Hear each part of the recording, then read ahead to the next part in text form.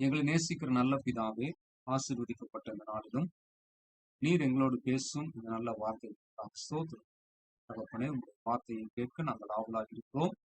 இந்த வார்த்தையின் வழியாக உங்களுடைய சத்தத்தை கேட்கட்டும், சித்தம் நிறைவேறும். சீக்கிரமாய் இந்த ஊரடங்கு போன்ற விஷயங்கள் எல்லாம் முடிந்து மீண்டும் நாங்கள் எல்லாரும் ஒன்றாக இணைந்து ஒரு இடத்துல கூடி உம்மை ஆராதனை செய்ய, ஒருவர் முகத்தை ஒருவர் பார்த்து எங்கள் விசுவாசத்தை பகிர்ந்து கொள்ள, நற்சாட்சி சொல்ல கர்த்தாவே அந்த நாட்களில் சீக்கிரமா எங்களுக்கு வாய்க்க பண்ண வேண்டும். ஜெபிக்க ஆண்டவரே, எந்த விதத்திலும் மனம் சோர்ந்து போகாமல் மன உறுதியோடு எங்கள் விசுவாசத்திலே நாங்கள் நின்று குளித்து செய்ய கர்த்தர் எங்களுக்கு செய்கிறார். இயேசுவின் நாமத்தினால் ஜெபிக்கிறோம். நல்லது. ஆமென். நம்ம எல்லாருமே ஜெபிக்கிறவர்கள் என்பதை நீங்க அறிவீங்க. ஜெபிக்கிறவங்க எல்லாருமே நீங்க பல விஷயங்களுக்காக நாம் ஜெபித்துக் கொண்டிருக்கிறோம். பல காலமாக ஜெபித்துக் கொண்டிருக்கிறோம். ஒரு ஜெபத்துக்கு எவ்வளவு நாள் கழித்து நமக்கு பதில் கிடைக்கும் அப்படின் போது நம்ம எல்லாருடைய அனுபவம் வித்தியாசமானது. சிலருக்கு உடனே பதில் கிடைச்சிருக்கு, ஜெபித்த உடனே அந்த நிமிஷத்திலேயே பதில் கிடைத்திருக்கு. சிலருக்கு சில மணி நேரங்கள் கழித்து பதில் கிடைச்சிருக்கும். சிலருக்கு சில நாள் கழித்து பதில் கிடைச்சிருக்கும். சிலருக்கு சில வாரங்கள் கழித்து அல்லது சில மாதங்கள் கழித்து சில வருடங்கள் கழித்து கூட பதில் கிடைத்திருக்கும். 15 வருஷம் கழிச்சு பதில் ஒருத்தருக்கு கிடைச்சிருக்கு. தோராயமா, எக்ஸாக்டா 15 வருஷம் சொல்ல முடியாது. ஆனா தோராயமா ஒரு 15 வருஷம் கழிச்சு ஒருத்தங்களுக்கு பதில் கிடைச்சிருக்கு அப்படின்னு வேதம் நமக்கு சொல்லுது.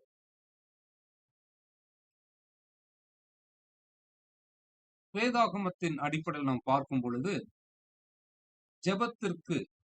ஜெபத்தை பற்றிய அனுபவம் என்று சொல்லும் போது ஒவ்வொருவருடைய ஜெப அனுபவம் வித்தியாசமானதா இருக்கு.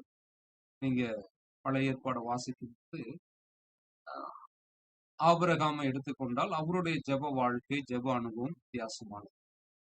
யோசேப்பு, யாக்கோபு, மோசே, சாமுவேல், தாவீது, இப்படி ஒவ்வொரு பரிசுத்தவான்களுடைய ஜெபங்களையும் அவருடைய ஜெப அனுபவங்களையும் பார்க்கும்போது ஒவ்வொருவருடைய ஜெப வாழ்க்கையும் அவர்களுடைய அனுபவங்கள் வித்தியாசமானது. அதே போல புதிய ஏற்பாட்டுக்குள்ளே வரும் பொழுது ஆண்டவராக இயேசு கிறிஸ்து தொடங்கி அப்போஸ்தலர்கள் வரைக்கும் அவர்களுடைய ஜெபங்களின் அனுபவங்கள் எல்லாம் வித்தியாசமானது. ஒருவருடைய ஜெபத்தை போல இன்னொருவருடைய ஜெபமோ, ஒருவருடைய ஜெப அனுபவத்தை போல இன்னொருவருடைய ஜெப அனுபவமோ இருப்பதில்லை. எல்லாருடைய ஜெப வாழ்க்கையும் ஜெப அனுபவங்களும் வித்தியாசமானதா இருக்கிறது. ஆகவே நாம் இந்த ஜெப அனுபவங்களை எல்லாம் படிக்கும் பொழுது நாமும் அப்படிப்பட்ட அனுபவங்களை பெற்றுக்கொள்ள வேண்டும். நம்முடைய ஜெப அனுபவமும் அப்படிதான் இருக்க வேண்டும் என்ற ஒரு கட்டாயத்துக்குள்ள நாம் திணிக்கப்படுகிறோம். ஆனால் வேதம் நமக்கு சொல்லும் பொழுது அப்படி ஒன்றும் நமக்கு போதிக்கவில்லை. அதாவது ஒருவருடைய ஜெப வாழ்க்கையின் அனுபவம் மாதிரி, அவருடைய சூழ்நிலை எல்லாம் எப்படி இருந்ததோ அதை போலவேதான் நம்முடைய ஜெபமும் இருக்க வேண்டும் என்று வேதாகமும் நமக்கு நிர்பந்தப்படுத்தவில்லை.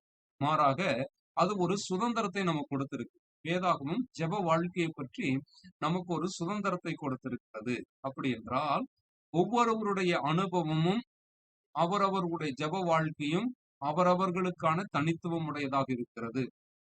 வேதாகமத்திலிருந்து ஜெபத்தை பற்றிய அந்த அனுபவங்களையும் போதனைகளையும் நாம் கற்றுக்கொண்டு அறிந்து நமக்கான நம்முடைய ஜெப வாழ்க்கையையும் நம்முடைய ஜெப அனுபவங்களையும் நாம் தனிப்பட்ட முறையில நாம் வடிவமைத்துக் கொள்ளலாம், நாம் தீர்மானித்துக் கொள்ளலாம் என்றுதான் வேதம் நமக்கு சொல்லுகிறதே தவிர ஒருவருடைய ஜெபத்தை அப்படியே நம்ம காப்பி அடிச்ச மாதிரி அச்சு அசல் போல அவருடைய ஜெபத்தை மாதிரிதான் என் ஜெபம் இருக்கணும், அவருடைய ஜெப வாழ்க்கையை போலதான் என் ஜெப வாழ்க்கை இருக்க வேண்டும் என்று அப்படி சொல்லவில்லை.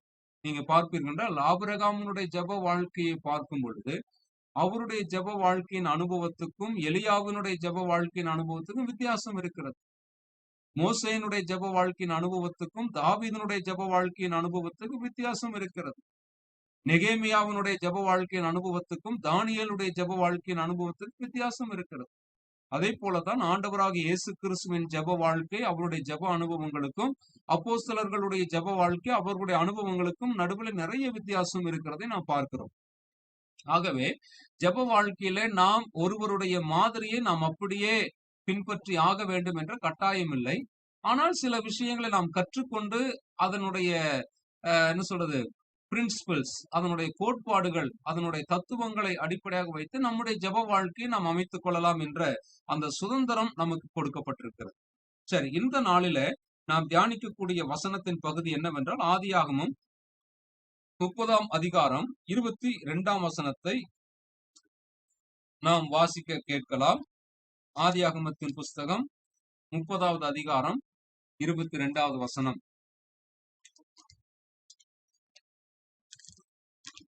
தேவன் ராகேலை நினைத்தருளினார். அவளுக்கு தேவன் செவி கொடுத்து அவள் கர்ப்பம் தரிக்கும்படி செய்தார். இங்க வாசிக்கிறோம், தேவன் ராகேலை நினைத்தருளினார், அவளுக்கு தேவன் செவி கொடுத்து அவள் கர்ப்பம் தரிக்கும்படி செய்தார்.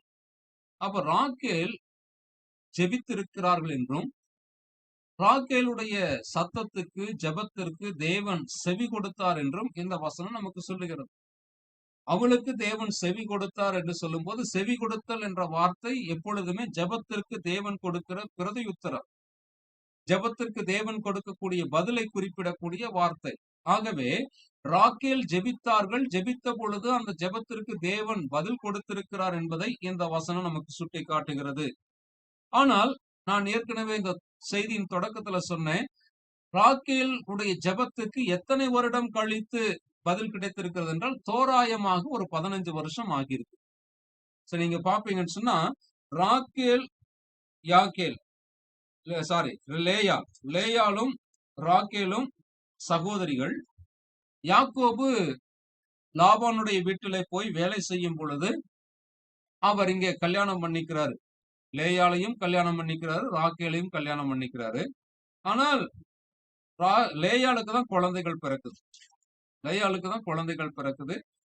அதுக்கு பிறகு தனக்கு குழந்தை இல்லைங்கிற ஒரு வருத்தத்தினால ராகேல் என்ன செய்யறாங்க, தன்னுடைய வேலைக்காரிய திருமணம் செஞ்சு கொடுக்கறாங்க. அப்ப வேலைக்காரிக்கு குழந்தை பிறக்குது. அதுக்கப்புறம் லேயால் என்ன செய்யறாங்க, அவங்களுடைய வேலைக்காரிய கல்யாணம் பண்ணி கொடுக்கறாங்க. அந்த வேலைக்காரி குழந்தை பிறக்கிறது. அதற்கு பிறகு லேயாளுக்கு குழந்தை பிறக்கிறது. இவ்வளவுக்கும் பிறகு கடைசியாக என்ன நடக்கிறது என்றால் ராகேலுக்கு கர்த்தர் பிள்ளையை கொடுத்தார். அப்ப கிட்டத்தட்ட 11 பிள்ளைகள் பிறந்த பிறகு, யாக்கோபுக்கு 11 பிள்ளைகள் பிறந்த பிறகுதான் 12வதாக பிறக்கக்கூடிய ஒரு பிள்ளையாக ராகேலுக்கு கர்த்தர் யோசேப்பு பிறக்கும்படி செய்கிறார். அப்ப இந்த வசனத்துல நாம் பார்க்கும் பொழுது ராகேல் பிள்ளை பெறுவதற்கு, இப்போ ஒரு குழந்தைக்கு அந்த வரிசை கிரமமா ஒவ்வொரு பிள்ளையா பிறந்ததுன்னு சொல்லி போட்டிருக்குது இல்லைங்களா? சோ அந்த கணக்கின்படி பார்த்தால் கிட்டத்தட்ட 11 பிள்ளைகள் அப்படின்னு சொல்லும் போது 11 வருஷம் நம்ம கணக்கு வச்சுக்கலாம். ஒரு முன்ன பின்ன 1 வருஷம் 2 வருஷம் அப்படின்னு சொல்லி சில கணக்கீடுகள்லாம் எடுத்துக்கிட்டோம்னா தோராயமா ஒரு 15 வருஷம் ராகேல் என்ன செய்யறாங்க, தனக்கு பிள்ளை பிறக்க வேண்டும் என்பதற்காக ஜெபித்து கொண்டிருக்கிறார்கள். ஏன் இந்த தாமதம்? ஏன் ராகேலுடைய வாழ்க்கையில தேவன் அவளுடைய கற்பத்தை அடைத்திருந்தால் அவர்கள் கற்பந்தரிக்க முடியாமல் போனது? ஒருவேளை தான் கற்பந்தரிக்கும்படி அவர்கள் ஜெபித்திருப்பார்கள் என்று சொன்னால் அவர்கள் ஜெபித்தும் 15 ஆண்டுகள் பிறகுதான் கர்த்தர் இந்த பிள்ளையை கொடுத்திருக்கிறார் என்றால் ஏன் கொடுத்திருக்கு அப்படி நடந்தது அப்படின்னு சொல்லும் போது ஒரு யூகத்தின் அடிப்படையில, ஏன்னா அந்த வாழ்க்கை வரலாற்றிலே அந்த சம்பவங்களை படிக்கும் பொழுது சில காரணங்களை நாம் புரிந்து கொள்ள முடிகிறது. அந்த காரணங்களின் அடிப்படையில ஒருவேளை அவர்களுடைய ஜெபங்கள், அவர்களுடைய விருப்பங்கள் நிறைவேறாமல் 15 ஆண்டு காலம் தள்ளி போனதற்கு இதுதான் காரணமாக இருக்கலாம் அப்படின்னு சொல்லி நம்மால் சொல்ல முடிகிறது. என்னன்னு பாத்தீங்கன்னா, ஒன்று, அவர்கள் தன்னுடைய சகோதரியை வெறுத்தார்கள் என்று நாம் பார்க்கிறோம். ஆதியாகமம் 29ஆம் அதிகாரம் 31ஆம் வசனத்தை வாசிக்கும் பொழுது, ஆதியாகமம் 29:31, லேயாள் அற்பமா எண்ணப்பட்டாள் என்று கர்த்தர் கண்டு. லேயாள் அற்பமா எண்ணப்பட்டாள். யாரால? யாக்கோபால மட்டும் இருந்திருக்க முடியாது. நான் நினைக்கிறேன் அவருடைய சகோதரி ராகேலும் கூட தன்னுடைய அந்த சகோதரியை அற்பமாய் நினைத்திருக்க வேண்டும். அப்படி அற்பமாய் நினைத்திருக்க வாய்ப்பு இருக்கிறது. அந்த வார்த்தைக்கு நம்ம போன வாரத்துல அந்த செய்தியில பார்த்தோம். வெறுத்தார், வெறுக்கப்பட்டவள் என்று பார்க்கிறோம். அஹ் அதாவது லேயாள் எல்லாராலும் வெறுக்கப்பட்டாள். அப்போ எல்லாராலும் வெறுக்கப்பட்டாள் என்று சொல்லும்போது தன்னுடைய சொந்த சகோதரியாகிய ராகேலாலும் அவள் வெறுக்கப்பட்டிருக்க வேண்டும். ஆகவே தன்னுடைய சொந்த சகோதரியை ராகேல் வெறுத்தது நிமித்தமாக ஆண்டவர் ஒருவேளை ராகேலுடைய கற்பத்தை அடைத்திருக்கிறார். ஏனென்றால் அங்க வசனம் அப்படிதான் சொல்லுகிறது இல்லைங்களா? லேயாள் அற்பமா எண்ணப்பட்டாள் என்று கர்த்தர் கண்டு அவள் கற்பந்தரிக்கும்படி செய்தார். ராகேலோ மலடியாய் இருந்தார். ஆனா யாக்கோபுக்கு ராகேல் மேலதான் ரொம்ப பிரியம். ராகேல தான் நேசிக்கிறாரு. ஆனா ராகேலுக்கு கற்பம் உண்டாகாமல் யாக்கோபு வெறுக்கிற லேயாளுக்கு கர்த்தர் கற்பந்தரிக்கும்படி செய்கிறார். ஆகவே ஒருவேளை ராகேலுக்கு கற்பந்தரிப்பதற்கு காலம் தாமதமானதற்கு இது ஒரு காரணமாக இருந்திருக்க வேண்டும். அதாவது தன்னுடைய சொந்த சகோதரியை அவர்கள் வெறுத்தார்கள். இரண்டாவதாக நம்ம என்ன காரணம் சொல்லலாம் அப்படின்னா, இவர்கள் வெறுப்பதற்கான காரணம் என்ன அப்படின்னா, இந்த அம்மாவுக்கு ரொம்ப அழகானவங்க அப்படிங்கிற ஒரு மனப்பான்மை இருந்தது. சோ பாத்தீங்கன்னா வேதமும் அப்படிதான் சொல்லுகிறது. பாத்தீங்கன்னா 29ஆம் அதிகாரம் 17ஆம் வசனத்தை வாசிக்கும் போது, லேயாளுடைய கண்கள் கூச்ச பார்வையா இருந்தது, ராகேலோ ரூபவதியும் பார்வைக்கு அழகானவளுமாய் இருந்தார். இப்ப ராகேல் எப்படி இருக்கிறாங்க? ரூபவதியும் பார்வைக்கு அழகானவளுமாய் இருந்தால். அப்போ இயல்பாகவே தன்னுடைய அழகை குறித்து, தன்னுடைய ரூபத்தை குறித்து ராகேலுக்கு ஒரு பெருமை இருந்திருக்க வேண்டும். பெருமை இருந்திருக்க வேண்டும். இது மனுஷ இயல்பு தானே. உலகத்துல எல்லா சகோதர கூட பிறந்தவங்களா இருந்தாலும் சரி, நண்பர்களா இருந்தாலும் சரி, எல்லாருக்குள்ளேயும் தன்னை குறித்த ஒரு பெருமை, ஒரு தற்பெருமை அல்லது சுய பெருமை என்பது இருக்கத்தான் செய்யுது. அதை போல இந்த ராகேலுக்கும் அப்படிப்பட்ட மனப்பான்மை, பெருமை உணர்வு இருந்திருக்க வேண்டும். அந்த பெருமை நிமித்தமாகவும் ஆண்டவர் என்ன செய்திருக்கலாம்? அவர்களுக்கு அந்த கற்பந்தரிப்பதை தாமதப்படுத்தி இருக்கிறார். அடுத்தது பாத்தீங்கன்னா, இந்த ராகேலுக்கு பொறாமை இருந்தது என்று பார்க்கிறோம். 30ஆம் அதிகாரம் 1ஆம் வசனத்தை நாம் வாசிக்க கேட்போம். 30ஆம் அதிகாரம் 1ஆம் வசனம்.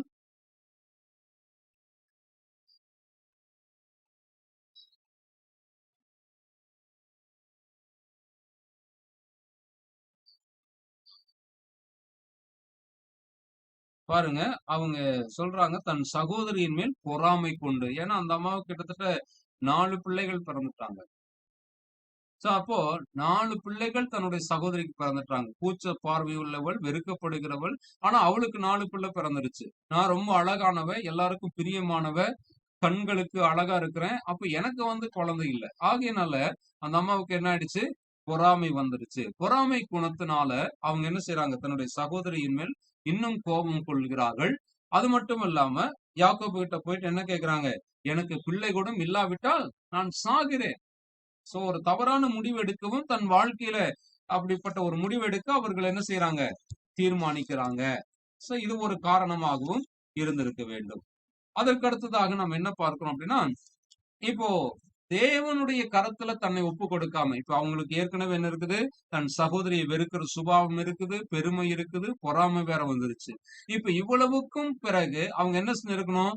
கர்த்தரை தேடி கர்த்தருடைய சமூகத்துல தன்னை அர்ப்பணித்து, தன்னை தாழ்த்தி இருக்க வேண்டும், தன்னை ஒப்பு கொடுத்திருக்க வேண்டும், அல்லது தன்னுடைய சகோதரி இடத்துல போய் ஒப்புரவாகி மன்னிப்பு கேட்டிருக்க வேண்டும். இப்படி எல்லாம் எதுவுமே அவங்க செய்யல. அதுக்கப்புறம் என்ன செய்யறாங்க? இவங்களுக்கா ஒரு யோசனை வருது. என்ன யோசனை வருது? சரி, நமக்கு தான் வேலைக்காரி இருக்கிறா இல்லையா? அந்த வேலைக்காரியை திருமணம் செய்து கொடுக்கலாம். அவள் மூலமாக நம்முடைய புருஷனுக்கு ஒரு குழந்தை பிறந்ததுன்னா அந்த குழந்தையை நம்ம குழந்தைய வளர்த்துக்கலாம்னு சொல்லிட்டு அவங்க என்ன செய்யறாங்க? தன்னுடைய வேலைக்காரியாக பில்காலை அங்கே திருமணம் செய்து கொடுக்கிறார்கள்.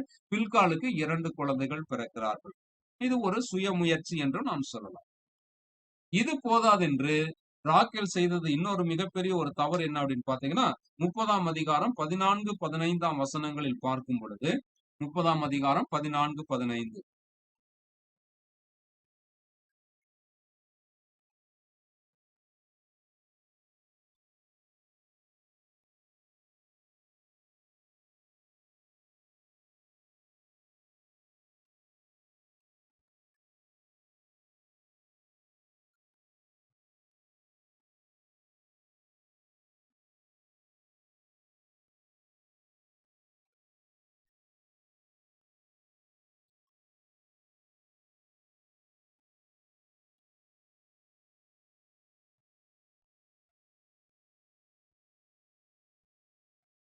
பாருங்க தன்னுடைய அந்த ஆசை, அந்த தூதாயும் கனியை சாப்பிடுவதற்கு ராகேலுக்கு ரொம்ப பிரியமா இருந்தது. அப்போ ரூபன் அந்த கனியை கொண்டு வருகிறான். ரூபன் வந்து லேயாளுடைய மகன். ஆகவே எனக்கும் அந்த கனி வேணும்னு சொல்லி அங்க கேட்கும் பொழுது, இங்க என்ன நடக்குதுன்னு பாத்தீங்கன்னா, லேயாள் என்ன சொல்றாங்க, சரி நான் உனக்கு தூதாயும் கனியை கொடுக்கிறேன். நீ எனக்கு இன்னைக்கு ராத்திரி புருஷன் வந்து என் கூட சயனிக்கிறதுக்கு நீ அனுமதிக்கணும்னு சொல்லி கேட்கிறார். சோ அப்ப பாத்தீங்கன்னா, அந்த தூதாயும் கனிகளுக்காக தன்னுடைய புருஷனையே அன்றைக்கு அவள் விட்டு கொடுக்கிறாள். ராகேல் விட்டு கொடுக்கிறாள். சோ அப்ப இந்த காரணங்களை எல்லாம் பார்க்கும் பொழுது நாம் ஒரு காரியத்தை புரிந்து கொள்ளுகிறோம். ஏன் ராகேலுக்கு இவ்வளவு காலம் குழந்தை பிறக்கவில்லை? அவள் ஒருவேளை ஜெபிக்கிற பழக்கம் அல்லது ஜெபிக்கிறவளா இருந்திருந்தாலும் அவளுடைய ஜெபங்களுக்கு தேவன் ஏன் இவ்வளவு தாமதமாக பதில் கொடுத்தார் என்பதற்கு காரணம் இவைகளை நாம் யூகப்படுத்தி நாம் சொல்லலாம். இந்த காரணங்களின் அடிப்படையில ஒருவேளை ராகேலுக்கு பிள்ளை பிறப்பது தாமதமாகி இருக்கலாம். 15 வருடங்கள், தோராயமாக 15 ஆண்டுகள் கழித்துதான் இங்கே ராகேலுக்கு பதில் கிடைக்கிறது. கர்த்தர் செவி கொடுத்தார் என்று சொல்லப்படுகிறது. சரி, 15 வருஷமா அந்த அம்மா இதே சுபாவத்தில் இருந்திருப்பாங்கன்னு சொல்ல முடியாது. வாழ்க்கையில சில அனுபவங்கள் வரும் பொழுது மனிதர்கள் மாறுகிறார்கள், மாற்றங்கள் நடக்கிறது. ஆகவே தன்னுடைய வாழ்க்கையிலும் தனக்கு பிள்ளை இல்லைங்கிற காரணத்தினாலும் ஏன் பிள்ளை பிறக்காமல் இருப்பது என்கிற காரணத்தையும் ஒருவேளை அவர்கள் உணர்ந்து மனம் திரும்பி இருப்பார்கள் என்றால், இந்த தாமதமான பிறகு, இவ்வளவு காலமான பிறகு அவர்களுக்குள்ள என்னவெல்லாம் இருந்ததுன்னு சொன்னோம்? சகோதரியின் மேல் வெறுப்பு இருந்தது, பெருமை இருந்தது, பொறாமை இருந்தது, சுயமுயற்சி இருந்தது, தன்னுடைய புருஷனை விற்று போடுகிற அல்லது தூதாயும் கனிகளுக்காக தன் புருஷனையே விட்டு கொடுக்கிற அந்த மனப்பான்மை அவளுக்கு இருந்தது. இது எல்லாவற்றையும் அவள் ஒரு நாள் விட்டு இருக்க வேண்டும். தன்னுடைய தவறுகளை உணர்ந்து வருந்தி திருந்தி இருக்க வேண்டும் அல்லது உணர்ந்து இருக்க வேண்டும். ஆகவே இங்கே கர்த்தர் என்ன செய்திருக்கலாம்? அதற்கு பிறகு அவளுக்கு செவி கொடுத்து கற்பந்தரிக்கும்படி செய்திருக்கலாம். இதற்கு வேத வசனத்தின்படியான ஆதாரம் எல்லாம் கிடையாது. ஏன்னா ராகேலை பற்றி நாம இதுக்கான பதில் எல்லாம் தேடிட்டு நாம சொல்ல முடியாது. ஆனால் இதெல்லாம் ஒரு யூகமான ஒரு விஷயங்கள் தான். இப்போ நாம் இதிலிருந்து கற்றுக்கொள்ளக்கூடிய ஒரு விஷயம் என்னன்னா, நம்முடைய வாழ்க்கையில சில நேரத்தில் தாமதங்கள் ஏற்படுகின்றனவே, என்னுடைய ஜெபங்களுக்கு தாமதங்கள் ஏற்படுகின்றனவே, உடனே கிடைக்கவில்லை அப்படிங்கிறதுக்கு இது ஒரு காரணமாக நம்ம எடுத்துக்கொள்ளலாம். ராகேலுடைய வாழ்க்கையின் அனுபவத்திலிருந்து நாம் புரிந்து கொள்ளக்கூடிய ஒரு விஷயம், இதனாலும் ஒருவேளை தாமதமாகிறதுக்கு வாய்ப்புகள் இருக்கிறது என்று நாம் எடுத்துக்கொள்ளலாம். என்ன அப்படின்னு பாத்தீங்கன்னா, முழுமையாக தேவனிடம் நம்மை அர்ப்பணித்து அவரையே விசுவாசித்து அவரே செய்யட்டும் என்று அவருக்காக காத்திருக்கிற அந்த சிந்தை, அந்த எண்ணம், அந்த உணர்வு நமக்குள்ளே வரும் வரைக்கும் தேவன் நம்முடைய ஜெபத்திற்கு தாமதமான பதிலை வைத்திருக்கலாம். ஒருவேளை நமக்கு பதில் கொடுப்பதற்கு அவர் தாமதம் செய்யலாம். அதே போல நம்முடைய வாழ்க்கையில, நம்முடைய உள்ளத்திலே, நம்முடைய குணத்திலே, நம்முடைய சுபாவத்திலே தேவன் சில மாற்றங்களை விரும்பலாம். அந்த மாற்றங்கள் நிறைவேறுவதற்காக, நடைபெறுவதற்காக தேவன் நம்முடைய வாழ்க்கையில நம்முடைய ஜெபங்களுக்கு தாமதமான பதிலை கொடுக்கலாம். மூன்றாவதாக நாம் பார்க்கும் பொழுது தேவனுடைய நேரம் என்று ஒன்று இருக்கிறது. தேவனுடைய நேரம், தேவன் எல்லாவற்றையும் அதின் காலத்திலே நேர்த்தியாக செய்கிறவர் என்று சொல்லப்படுகிறது. ஆகவே நேர்த்தியான நேரத்திலே, சரியான நேரத்திலே தேவன் அதை செய்வார் என்ற காரணத்தினாலும் அந்த ஜெபத்திற்கான பதில் தாமதமாக வாய்ப்பு இருக்கிறது என்று நாம் புரிந்து கொள்ளலாம். சரி, இப்போ ஒருவேளை இந்த ராகேல் புதிய ஏற்பாட்டின் விசுவாசியாக இருந்திருந்தால் அவங்களுடைய ஜெபமும் அவங்களுடைய ஜெப வாழ்க்கையும் எப்படி இருந்திருக்கும் என்பதை நாம் இன்றைக்கு சிந்திச்சு பார்க்கலாம். ஏன்னா பழைய ஏற்பாட்டு காலத்துல தேவனை பற்றிய வெளிப்பாடும் தேவனை பற்றிய விசுவாசமும் வித்தியாசமானது. ஆனால் புதிய ஏற்பாட்டுக்குள்ளே வரும் பொழுது தேவனை பற்றிய வெளிப்பாடும் தேவனை பற்றிய விசுவாசமும் வித்தியாசமானது. ஆகவே நாம் எல்லாம் புதிய ஏற்பாட்டின் திருச்சபை மக்கள். நாம் ஆண்டவராகிய இயேசு கிறிஸ்துவின் மூலமாக தேவனையும் தேவனுடைய தன்மையையும் வெளிப்பாடுகளை பெற்றுக் கொண்டிருக்கிறோம். தேவன் யார் என்று இயேசு கிறிஸ்துவின் மூலமாக நாம் அறிந்து கொண்டிருக்கிறோம். ஆகவே நம்முடைய வெளிப்பாட்டுக்கும், நமக்கு கிடைத்திருக்கிற வெளிப்பாட்டுக்கும், நமக்கு உண்டாயிருக்கிற விசுவாசத்துக்கும் பழைய ஏற்பாட்டின் பரிசுத்தவான்களுடைய வெளிப்பாடு, அவர்களுக்கு கொடுக்கப்பட்ட வெளிப்பாடு, அவர்களுக்கு இருக்கிற விசுவாசத்திற்கும் நிறைய வித்தியாசம் இருக்கிறது. அப்படியானால் இந்த புதிய ஏற்பாட்டுக்குள்ளே வரும் பொழுது நமக்கு என்ன நடந்திருக்கும் ஒருவேளை நம்மை ராகேலுடைய ஸ்தானத்தை நாம் வைத்து ராகேலை போல நாமும் பெருமை உள்ளவர்களாக, பொறாமை உள்ளவர்களாக, மற்றவர்களை வெறுக்கிறவர்களாக, அல்லது சுயமுயற்சி உள்ளவர்களாக, அல்லது அற்ப சொற்ப சந்தோஷத்துக்காக அதிகமான நன்மைகளை விட்டு போடுகிறவர்களாக நாம் இருக்கிறோம் என்று சொன்னால், நாம புதிய ஏற்பாட்டின் மக்களாக இருக்கும் பொழுது இப்படியெல்லாம் நடந்துக்குவோமா? இப்படியெல்லாம் நடக்கிற ஒரு நிலை இருக்குமா? அப்படிங்கிற ஒரு கேள்வி வருமானால், புதிய ஏற்பாட்டின் பார்வையில நாம் சில விஷயங்களை நாம் அறிந்து கொள்ள முடிகிறது. என்ன அப்படின்னு பாத்தீங்கன்னா, 1 கொரிந்தியர் 13ஆம் அதிகாரத்தை நாம் எடுத்துக்கொள்வோம். 1 கொரிந்தியர் 13ஆம் அதிகாரம்.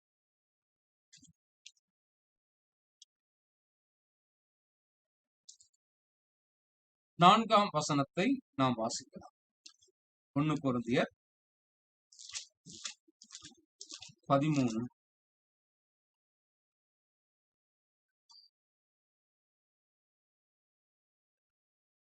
பாருங்க, அன்பு எப்படிப்பட்டது?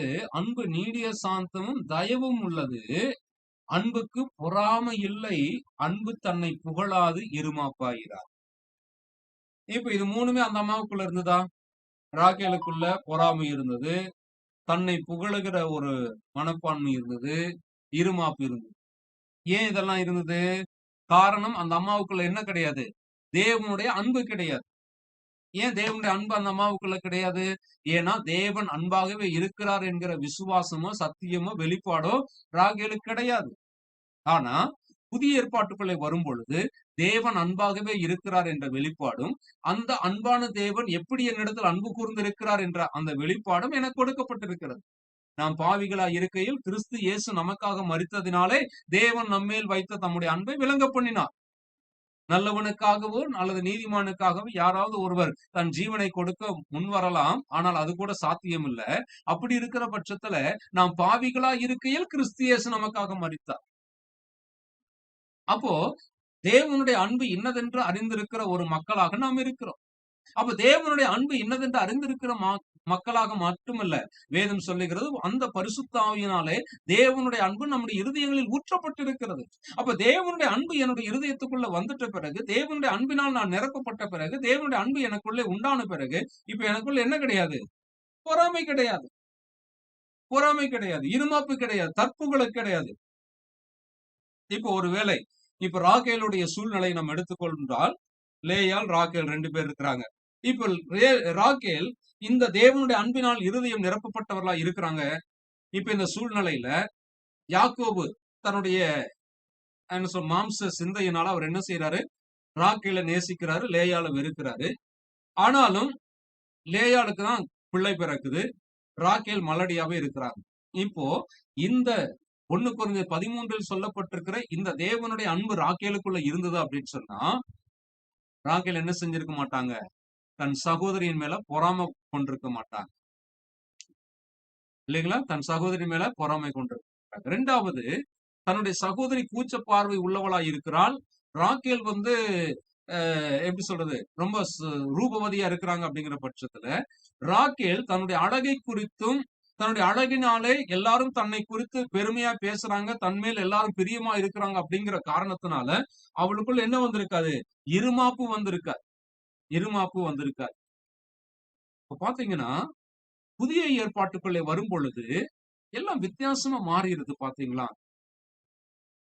பழைய உடன்படிக்கையின் காலத்துல, பழைய ஏற்பாட்டின் காலத்துல வாழ்ந்த மக்களுடைய அந்த வாழ்க்கை முறைக்கும், அவர்களுடைய விசுவாசத்துக்கும், அவர்களுக்கு கிடைச்சிருக்கிற வெளிப்பாட்டுக்கும் நம்மோடு கூட அதை ஒப்பிட்டு பார்க்கும் பொழுது, புதிய ஏற்பாட்டு மக்களுடைய வாழ்க்கை நம்ம ஒப்பிட்டு பார்க்கும் பொழுது எவ்வளவு பெரிய வித்தியாசம் அங்க இருக்கிறது பாருங்க. அப்படி என்றால் நாம் எல்லாம் புதிய ஏற்பாட்டின் மக்கள். ஆண்டவராகிய இயேசு கிறிஸ்துவின் இரத்தத்தினாலே மீட்கப்பட்டவர்கள், பரிசுத்த ஆவியினாலே மறுபடியும் பிறந்தவர்கள். பரிசுத்த ஆவியானவர் நமக்குள் அவர் இருக்கிறார், தங்கி இருக்கிறார். அவராலே நாம் நிரப்பப்பட்டிருக்கிறோம், அவராலே நாம் அபிஷேகம் பண்ணப்பட்டிருக்கிறோம். அப்படி இருக்கிற பட்சத்துல நமக்குள்ள என்ன இருக்க வேண்டும்? அன்பு இருக்கிறது. இந்த அன்பு இருக்கிற இடத்துல என்ன வராது? பொறாமையோ, இருமாப்போ, தற்புகழ்ச்சியோ இருக்காது. அவர் சொல்றாரு, அன்பு சாந்தமும் தயவும் உள்ளது. அப்ப தன்னுடைய சகோதரி அவங்க என்ன செஞ்சிருப்பாங்க? நேசித்திருப்பாங்க. அவள் கூச்ச சுபாவம், கூச்ச பார்வை உள்ளவளா இருக்கும்போது, அவளை எல்லாருமே வெறுக்கிறார்கள் என்று சொல்லும் போது ராகேல் என்ன செஞ்சிருப்பாங்க? அரவணைச்சிருப்பாங்க, ஆறுதல் சொல்லி இருப்பாங்க, தட்டி கொடுத்திருப்பாங்க. இன்னும் சொல்ல போனால் லேயாளுக்கு பிள்ளை பிறந்த போது அந்த பிள்ளை நிமித்தமாய் ராக்கேல் சந்தோஷம் பட்டிருப்பாங்க, சந்தோஷப்பட்டிருப்பாங்க இல்லைங்களா? அது என்ன செய்யாது? அநியாயத்தில் சந்தோஷப்படாமல் சத்தியத்தில் சந்தோஷப்படும் இல்லையா? அப்போ தன்னுடைய சகோதரி கற்பம் அடைஞ்சாங்க, தன்னுடைய சகோதரிக்கு குழந்தை பிறந்திருக்குது, ஒரு குழந்தை இல்ல, அடுத்தடுத்து 4 குழந்தைகள் பிறந்திருக்கு அப்படின்னு சொல்லும் போது அந்த குழந்தைகள் தனக்கே பிறந்தது போல, தன்னுடைய கற்பத்தில் பிறந்தது போல ராக்கேல் என்ன செய்திருப்பாங்க? மகிழ்ச்சியா இருந்திருப்பாங்க, சந்தோஷமா இருந்திருப்பாங்க. காரணம் என்ன தெரியுங்களா? அதற்கு பேர் தான் அன்பு. பேர் தான் அன்பு. ஆக பிரியமானவர்களே, பழைய ஏற்பாட்டு காலத்தில் இருந்தவர்களுடைய அந்த ஜெப வாழ்க்கைக்கும் புதிய ஏற்பாட்டில் இருக்கிறவருடைய ஜெப வாழ்க்கைக்கு இதான் வித்தியாசம். பழைய ஏற்பாட்டு காலத்துல தனக்கு வேண்டும் என்று சொல்லி அதற்காக ஜெபம் பண்றாங்க. எனக்கு வேணும், என்ன ஆசீர்வதிங்க, எனக்கு கொடுங்க அப்படின்னு சொல்லி அவங்க ஜெபம் பண்றாங்க. ஆனா புதிய ஏற்பாட்டுக்குள்ள வரும் பொழுது தனக்கு வேண்டும் அப்படிங்கிறது இல்ல, இன்னொருவருக்கு இருக்கிறதுலயும் தானும் அதுல சந்தோஷத்தை பகிர்ந்துக்கிறாங்க. அது குடும்பமா இருந்தாலும் சரி, சபையாக இருந்தாலும் சரி, அங்கே அந்த சந்தோஷம் இருக்கிறது. பிரியமானவர்களே, நம்முடைய வாழ்க்கையில நாம் இதை சிந்திச்சு பார்க்கலாம். எனக்குள்ளே தேவனுடைய அன்பு இருக்கிறது என்றால், நான் தேவனுடைய அன்பினாலே நிரப்பப்பட்டிருக்கிறேன் என்று சொன்னால், பரிசுத்த ஆவியினாலே தேவனுடைய அன்பு என் உள்ளத்திலே நிரப்பி இருக்கிறது என்று சொன்னால், நான் எப்படி மற்றவர்களை நேசிக்கிறேன்? என்ன விதமாக அவர்களை நடத்துகிறேன்? மற்றவர்களுடைய வாழ்க்கையில் அவர்கள் ஒரு நன்மையை பெற்றுக்கொள்ளும் போது, ஒரு ஆசீர்வாதத்தை பெற்றுக்கொள்ளும் போது, ஒரு உயர்வை பெற்றுக்கொள்ளும் போது, எனக்கு கிடைக்காத ஒன்று அவர்களுக்கு கிடைத்திருக்கிறது, எனக்கு இல்லாத ஒன்று அவர்களுக்கு இருக்கிறது என்று நான் பார்க்கும் பொழுது எனக்குள்ள சந்தோஷம் வருகிறதா? அல்லது மாம்சத்தின்படியாக பொறாமையும், எரிச்சலும், கோபமும் வருகிறதா?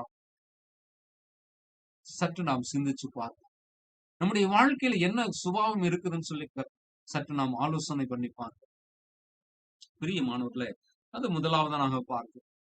அடுத்ததாக நாம் இன்னொரு விஷயத்தை பார்க்க முடிகிறது. என்ன அப்படின்னா, அப்போஸ்தலனாகிய பவுல் சொல்லக்கூடிய இன்னொரு வார்த்தையை நாம் பார்க்க முடிகிறது. 1 தீமோத்தேயுவின் புஸ்தகம் 6வது அதிகாரம் 6வது வசனம். 1 தீமோத்தேயு 6ஆம் அதிகாரம் 6வது வசனம். போதும் என்கிற மனதுடனே கூடிய தேவ பக்தியே மிகுந்த ஆதாயம். இப்போ ராக்கேலுக்கு கற்பம் தரிக்கல, அவங்க குழந்தை இல்ல. லேயாளுக்கு தான் இப்ப பிள்ளை பிறந்திருக்கு.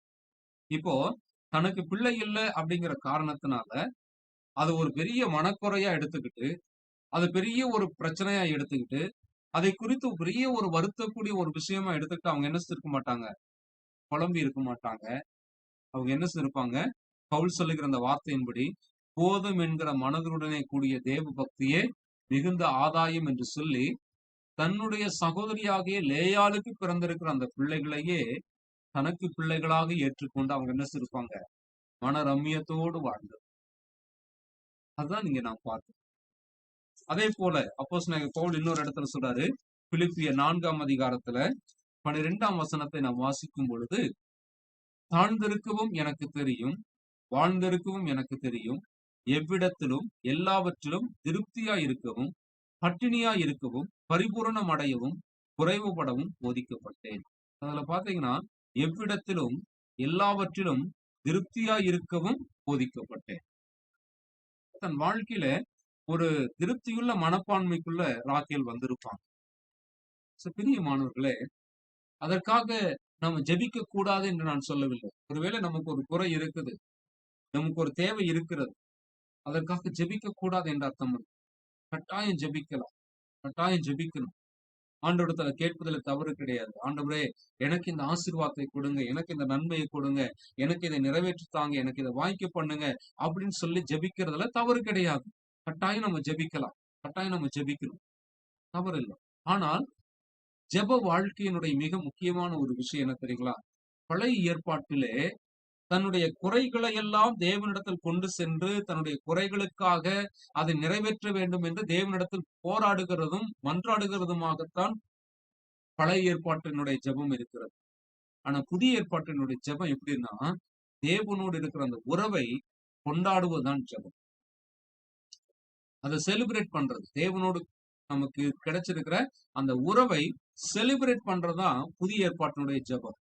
இப்போ புதிய ஏற்பாட்டுல அப்படியே ஒரு வேண்டுதல் வச்சா அவங்க எதை வேண்டுதல் வைக்கிறாங்க?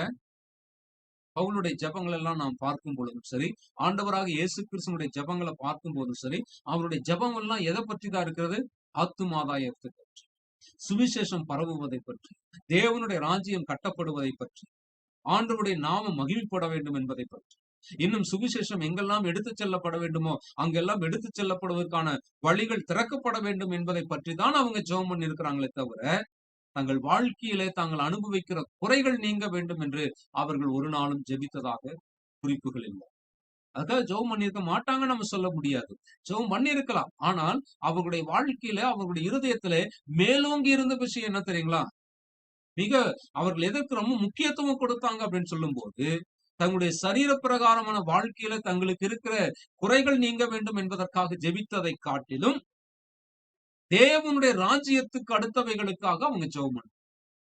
ஆகவே நாம் இதுல இருந்து கற்றுக்கொள்ளக்கூடிய ஒரு ஆழமான ஒரு விஷயம் என்ன தெரியுங்களா? நம்முடைய வாழ்க்கையிலும் நாம் ஜெபிக்கும் போது நம்முடைய குறைகள், அதனால்தான் வேதம் சொல்லும் போது நம்முடைய தேவைகள் என்னவென்று பிதா அறிந்திருக்கிறார். இவைகள் எல்லாம் உங்களுக்கு வேண்டியவைகள் என்று உங்கள் பரமபிதா அறிந்திருக்கிறார். ஆகவே தங்களுடைய சரீர பிரகாரமான வாழ்க்கைக்குரிய தேவைகளை குறித்து அவங்க அதிகமா ஆண்டவரிடத்துல என்ன செய்யல? அலட்டிக்கல. புதிய ஏற்பாட்டு விசுவாசிகள் யாருமே ஆண்டவர்ட்ட போயிட்டு அதுக்காக மன்றாடிக்கிட்டு அழுதுகிட்டு புலம்பிக்கிட்டு எல்லாம் இல்ல. மாறாக அவங்க எதுக்காக அதிகமா ஜெபம் பண்ணாங்க? சுவிசேஷம் பரவணும், ராஜ்யம் கட்டப்படணும், திருச்சபை வளரணும், திருச்சபை மக்கள் இன்னும் சுவிசேஷம் அறிவிக்கணும் அப்படின்னு சொல்லி ஆவிக்குரிய காரியங்களை முன்வைத்து அதற்காக அதிகமா ஜெபம் பண்ணாங்க, அதற்காக அதிகமா பிரயாசப்பட்டாங்க, அதற்காக ஆண்டுடைய சமூகத்துல போராடினாங்க அப்படிங்கிறதுதான் வேதம் நமக்கு சொல்லுது. ஆகவே பிரியமானவர்களே, நம்முடைய ஜெபம் இன்னும் மாற வேண்டும். நம்முடைய ஜெப வாழ்க்கையில நம்முடைய மாற்றங்கள் இன்னும் அதிகமாய் வேண்டும். என்ன தெரியுங்களா?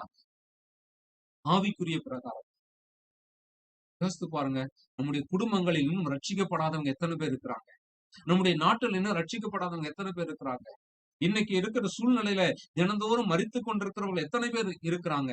இப்போ இத்தனை சூழ்நிலையில இவர்களுக்கு யார் சுவிசேஷத்தை சொல்லுவது? எப்படி அவர்கள் மனம் திரும்புவார்கள்? எப்படி இயேசுவை விசுவாசிப்பார்கள்? அவர்களுக்காக இன்னும் அதிகமாய் கரிசனையோடு ஜெபிக்க வேண்டிய பொறுப்பு நமக்கு. பிரியமானவர்களே, உங்களுடைய குறைகளும் உங்களுடைய தேவைகளும் என்னவென்று இதா அறிந்திருக்கிறார். நம்முடைய தேவைகளை தேவன் அறிந்து அவைகளை அவர் நிறைவேற்றி கொடுப்பார் என்பதுல எந்த விதமான சந்தேகம் கிடையாது. தேவன் ஏற்ற காலத்துல அவைகள் எல்லாம் நிறைவேற்றி கொடுக்க அவர் வல்லவராய், போதுமானவராய், உண்மையுள்ளவராய். ஆகவே நாம் புதிய ஏற்பாட்டின் மக்களாக, புதிய ஏற்பாட்டின் அந்த விசுவாச கண்களோடு, புதிய ஏற்பாட்டின் அந்த பார்வையோடு, புதிய ஏற்பாட்டிலே தேவன் வெளிப்படுத்தி இருக்கிற அந்த கண்ணோட்டத்தோடு நம்முடைய ஜெபம் இருக்க வேண்டும். நம்முடைய ஜெப வாழ்க்கை இருக்க வேண்டும். நம்முடைய ஜெப ஜீவியம் இருக்க வேண்டும். நம்முடைய ஜெபங்கள் அமைந்திருக்க வேண்டும். அதைத்தான் இந்த வசனங்களின் மூலமாக நாம். ஆகவே இன்றைக்கு அப்படிப்பட்ட ஒரு ஜெப அனுபவத்துக்கு நம்ம ஒப்புக்கொடும். ஆண்டவர் ஒரு மிக உன்னதமான ஒரு விஷயத்தை நமக்கு செஞ்சிருக்காரு. நம்முடைய பாவங்களை எல்லாம் மன்னித்து நம்மை மறுபடியும் பிறக்க வைத்து நாம் அவரை நோக்கி அப்பா பிதாவே என்று கூப்பிட பண்ணுகிற ஒரு புத்திர சுவீகாரத்தை கொடுத்து அவரோடு கூட ஆண்டவராக இயேசு கிறிஸ்துவோடு கூட நம்மை எழுப்பி உன்னதங்களிலே அவரோடு கூட நம்மை உட்கார வைத்திருக்கிறார். ஒரு பரம பாக்கியத்துக்குள்ளே நாம் அமர்ந்திருக்கிறோம். ஆக இந்த பாக்கியத்துல நம்முடைய ஜெப வாழ்க்கை நம்ம மகிழ்ச்சியோடு, சந்தோஷத்தோடு, ஆனந்த பாக்கியமாய் கருதி ஜெப நாள், ஜெப அனுபவத்துல நாம் வளருவோம். ஆண்டவருடைய சமூகத்துல ஆண்டவரோடு கூட எப்பொழுதும் சம்பாஷிக்கிறவர்களாக, உரையாடுகிறவர்களாக, ஆண்டவரோடு பேசுகிறவர்களாக நம்முடைய ஜெப வாழ்க்கையின் அனுபவத்தை நாம் மாற்றுவோம். எப்பொழுதும் தேவனுடைய சத்தத்தை கேட்கிறவர்களாக, தேவனுடைய குரலுக்கு செவி கொடுக்கிறவர்களாக நம்மை அர்ப்பணிப்போம். அப்படிப்பட்ட ஒரு ஜெப வாழ்க்கைக்குள்ள நாம் கடந்து செல்வோம். அப்பொழுது இந்த ஒரு விஷயம் பாத்தீங்கன்னா, உலகத்தை போல நம்முடைய வாழ்க்கை நம்ம பார்க்க மாட்டோம். உலகம் நம்முடைய வாழ்க்கையை பார்க்கும்போது சரீர பிரகாரமான 1000 குறைகளை பார்த்துக்கிட்டு இது குறை, அது குறை, இது இல்ல, அது இல்ல அப்படின்னு சொல்லி பார்த்துட்டு இருப்பாங்க. உலகத்துக்கு அவ்வளவுதான் தெரியும். ஒருவேளை என்கிட்ட பணம் இல்லைன்னா உலகம் என்ன சொல்லும்? என்ன ஆண்டவர் நீ ஆராதிக்கிற, உனக்கு ஆண்டவர் பணமே கொடுக்க மாட்டேங்கிறாரு, உனக்கு அது தர மாட்டேங்கிறாரு, இது தர மாட்டேங்கிறாரு அப்படின்னு சொல்லி இந்த உலகம் எப்பொழுதுமே இந்த உலகத்துக்குரியவைகளை குறித்தே கவலைப்பட்டு கொண்டு அதையே பேசிக்கிட்டு அப்ப நம்ம கிட்ட அவங்க வந்து பேசும்போது என்ன செய்வாங்க? அவர்கள் இதே தான் பேசுவாங்க. உலகத்துக்குரிய காரியங்களையே குறிப்பிட்டு, இந்த உலகத்துக்குரிய இந்த காரியம் உங்கட்ட இல்லையே, அது உங்கட்ட இல்லையே, அது இல்லையேன்னு சொல்லி அப்படிதான் நம்ம கிட்ட பேசிட்டு. இப்ப நம்ம என்ன செஞ்சிடக்கூடாது?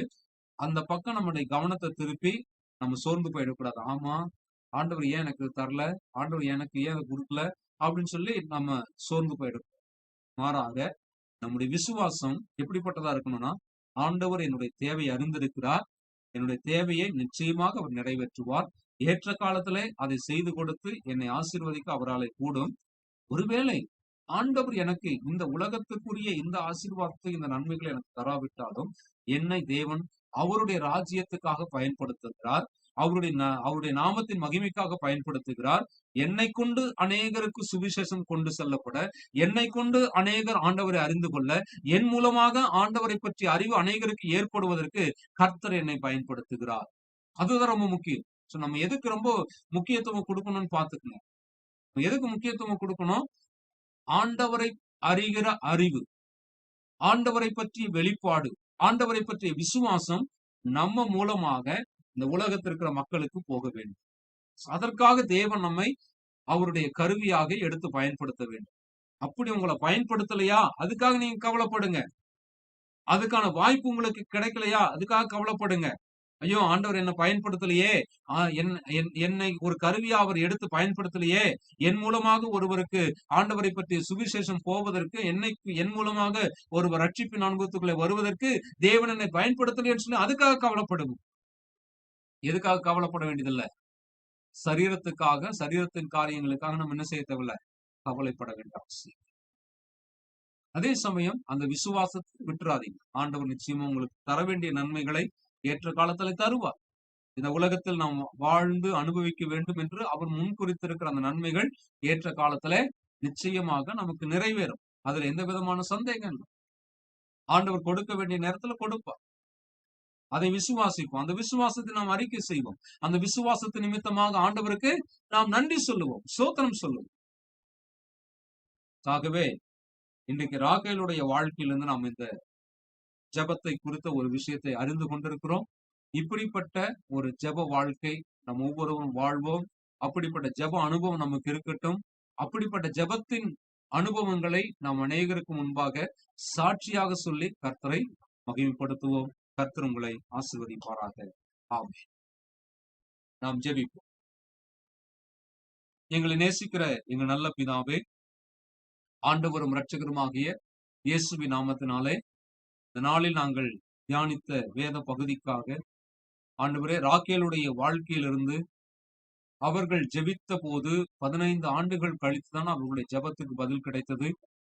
அவர்களுடைய வாழ்க்கையின் அடிப்படையாக வைத்து நாங்கள் கற்றுக்கொண்ட வார்த்தைகளுக்காக ஸ்தோத்திரம். கர்த்தாவே, அன்பு வந்து விட்டால் அங்கே பொறாமை இல்லை, இருமாப்பில்லை, தற்புகழ்ச்சி இல்லை. ஆண்டவரே, அங்கே அன்பு வந்து விட்டால் அங்கே சந்தோஷம், சத்தியத்தில் சந்தோஷப்படக்கூடிய ஒரு நிலைதான் வருகிறது என்பதை எல்லாம் அறிந்து கொள்ளும். கர்த்தாவே, நாங்களும் தேவ அன்பினால் எங்கள் இருதயங்கள் நிரம்பி இருக்கிறதுனால அந்த அன்பினாலே நாங்கள் ஜெபிக்க, அந்த அன்பினாலே நாங்கள் நடக்க, அந்த அன்பினாலே நாங்கள் எல்லாரையும் நேசிக்க, அந்த அன்பினாலே உம்முடைய ராஜ்யத்தின் சுவிசேஷத்தை நாங்கள் கொண்டு செல்ல கர்த்தர் எங்களுக்கு கிருபை பாராட்டு. உலகத்தினுடைய காரியங்களை குறித்து ஆண்டவரே, இந்த பூமியில வாழக்கூடிய கொஞ்ச காலத்துக்கு இந்த உலகத்தினுடைய நன்மைகளை குறித்து நாங்கள் கவலைப்படாமல் அவைகள் எல்லாம் ஏற்ற வேளையில கர்த்தர் எங்களுக்கு நிறைவேற்றி கொடுப்பார் என்கிற விசுவாசத்தை, ஆவிக்குரிய பிரகாரமாக தேவனுடைய மகிமைக்கென்று நாங்கள் பயன்படுத்தப்பட வேண்டுமே என்கிற ஆதங்கத்தோடு நாங்கள் தொடர்ந்து ஜெபிக்க, அப்படி ஜெபத்தினால் உம்முடைய கரத்தினால் நாங்கள் பயன்படுத்தப்பட, எங்கள் மூலமாக அநேகரும் இடத்தில் வருவதற்கு எங்களை ஒரு கருவியாக பயன்படுத்த என் தேவனில் அப்படியே செய்வதற்காக மகிழ்ச்சியோம். இந்த ஆராதனையில பங்கு பெற்ற ஒவ்வொருவர் மேலும் உடைய கிருபை சமாதானம் இருப்பதா, யாரெல்லாம் என்ன வேண்டுதலோடு உம்முடைய சமூகத்திலே ஆண்டவரே வருட கணக்காய், மாத கணக்காய், நாட்கணக்காய் எதிர்பார்த்து காத்திருக்கிறார்களோ, தேவன் தாமே அவருடைய ஜெப விண்ணப்பங்களை எல்லாம் அறிந்திருக்கிறேன். அந்த விண்ணப்பங்களுக்கு செவி கொடுத்திருக்கிறேன். ஏற்ற காலத்திலே அந்த ஜெபத்துக்கான பதிலை கொடுத்து ஆசீர்வதிக்க போகிறேன். நன்மை உண்டாக செய்ய போகிறேன். வெற்றி கொடுக்க போகிறேன். ஜெயம் கொடுக்க போகிறேன். அதற்காக உமக்கு ஸ்தோத்திரமாக. கர்த்தர் தாமே உம்முடைய அன்பினாலே எங்களை தொடர்ந்து நிரப்ப